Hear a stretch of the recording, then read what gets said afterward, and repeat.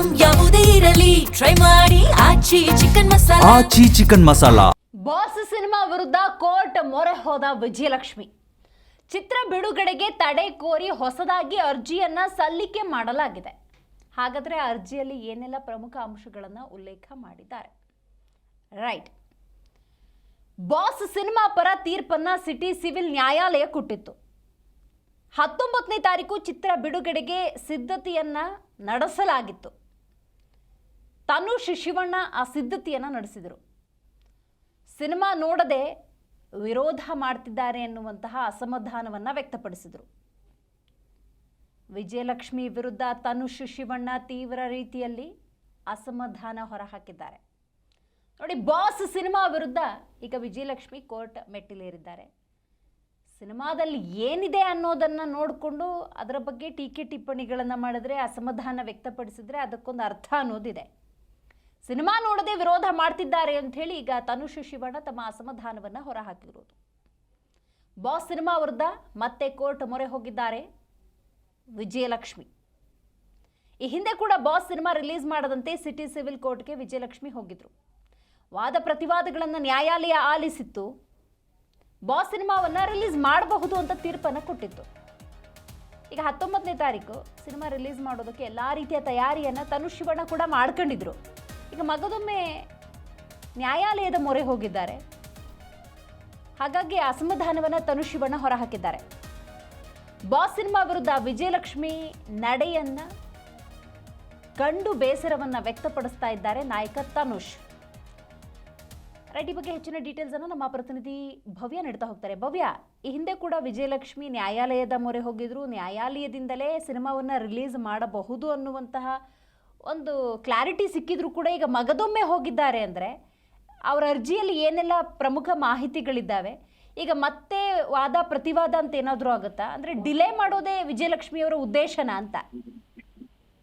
S, ನಾಳೆ ಏನು ಚಿತ್ರ ಬಿಡುಗಡೆ ಆಗುತ್ತೆ ಅನ್ನೋ ಮಾಹಿತಿ ಇರುವಂತದ್ದು. ಸೊ ಈ ಕಾರಣಕ್ಕಾಗಿ ಈಗಾಗಲೇ ಕೆಲ ಹಂತದ ನ್ಯಾಯಾಲಯದಲ್ಲಿ ಅಂದ್ರೆ ಇವರು ಅರ್ಜಿಯನ್ನ ಸಲ್ಲಿಕೆ ಮಾಡಿದ್ರು. ಆ ಅರ್ಜಿ ವಜಾ ಆಗಿತ್ತು. ಸದ್ಯ ಹೈಕೋರ್ಟ್ ನ ಮೊರೆ ಬಂದಿರುವಂತದ್ದು. ನಿನ್ನೆ ಹೈಕೋರ್ಟ್ಗೆ ಅರ್ಜಿಯನ್ನ ಹಾಕಿದ್ದಾರೆ. ಇವತ್ತು ಹೈಕೋರ್ಟ್ ನಲ್ಲಿ ಅರ್ಜಿ ವಿಚಾರಣೆ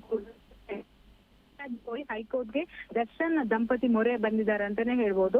ಕೇಸ್ ವಿಚಾರಣಾ ಹಂತದಲ್ಲಿರುವಾಗ ಚಿತ್ರ ಬಿಡುಗಡೆ ಸರಿಯಲ್ಲವೆಂದು ಅರ್ಜಿಯಲ್ಲಿ ಉಲ್ಲೇಖ ಮಾಡಿದ್ದಾರೆ. ಅಂದ್ರೆ ಈಗಾಗಲೇ ಚಿತ್ರತಂಡದ ನಿರ್ಮಾಪಕರುಗಳು ಕೂಡ ಸ್ಪಷ್ಟನೆಯನ್ನು ಕೊಟ್ಟಿದ್ದಾರೆ. ಅಂದ್ರೆ ಇದು ರೇಣುಕಾಸ್ವಾಮಿ ಕೊಲೆ ಪ್ರಕರಣಕ್ಕೆ ಸಂಬಂಧಪಟ್ಟಂತೆ ಆ ರೀತಿಯಾದಂತಹ ದೃಶ್ಯಗಳಾಗ್ಲಿ ಮಾಹಿತಿಗಳು ಇಲ್ಲ ಅಂತ. ಆದ್ರೆ ದರ್ಶನ್ ಆಗಿರ್ಬೋದು, ಅವರ ಪತ್ನಿ ವಿಜಯಲಕ್ಷ್ಮಿ ಹೇಳೋ ಪ್ರಕಾರ ರೇಣುಕಾಸ್ವಾಮಿ ಕೇಸನ್ನ ಬಿಂಬಿಸಿದಂತೆ ಈ ಚಿತ್ರ ಇದೆ. ಸೊ ಹೀಗಾಗಿ ಇದನ್ನ ಬಿಡುಗಡೆ ಮಾಡಬಾರ್ದು ಅನ್ನೋ ಆಕ್ಷೇಪವನ್ನು ಎತ್ತಿದ್ದಾರೆ. ಸೊ ಇವತ್ತು ಹೈಕೋರ್ಟ್ ನಲ್ಲಿ ವಿಚಾರಣೆ ಕೂಡ ಇರುವಂತದ್ದು. ಬಟ್ ಹೈಕೋರ್ಟ್ ಅಲ್ಲಿ ಯಾವ ರೀತಿಯಾಗಿ ನಿರ್ಧಾರ ಮಾಡ್ತಾರೆ ನ್ಯಾಯಮೂರ್ತಿಗಳು ಅನ್ನೋದು ಕೂಡ ಇಲ್ಲಿ ಪ್ರಮುಖ ಬೆಳವಣಿಗೆ ಇರುವಂತದ್ದು. ಯಾಕಂದ್ರೆ ಈಗಾಗಲೇ ಸಿಟಿ ಸಿವಿಲ್ ಕೋರ್ಟ್ ಈ ಚಿತ್ರ ಬಿಡುಗಡೆ ತಡೆ ನೀಡಲು ನಿರಾಕರಣೆಯನ್ನು ಮಾಡಿತ್ತು. ಸೊ ಇದಾದ ನಂತರ ಚಿತ್ರದ ತಂಡ ಇದರ ಬಗ್ಗೆ ಮಾಧ್ಯಮಗೋಷ್ಠಿಯನ್ನು ಕೂಡ ಮಾಡಿತ್ತು. ಸೊ ಈ ಬೇರೆ ಕೆಲವೊಂದು ಸ್ಪಷ್ಟನೆಯನ್ನ ಕೂಡ ನೀಡಿದ್ರು. ಸೊ ಇವತ್ತು ಹೈಕೋರ್ಟ್ ಅಲ್ಲಿ ಏನಾಗುತ್ತೆ ಅನ್ನೋದು ಕೂಡ ಬಹಳಷ್ಟು ಕುತೂಹಲ ಇರುವಂತದ್ದು. ದಿವ್ಯಾ, ಈಗ ಸಿನಿಮಾ ರಿಲೀಸಿಗೆ ಸಿದ್ಧ ಆಗಿದೆಯಾ? ಸೆನ್ಸಾರ್ ಪ್ರಕ್ರಿಯೆ ಇರ್ಬೋದು, ಬಿಡುಗಡೆಗೆ ಎಲ್ಲಾ ರೀತಿಯ ತಯಾರಿಯನ್ನ ಸಿನಿಮಾ ತಂಡ ಮಾಡ್ಕೊಂಡಿದ್ಯಾ?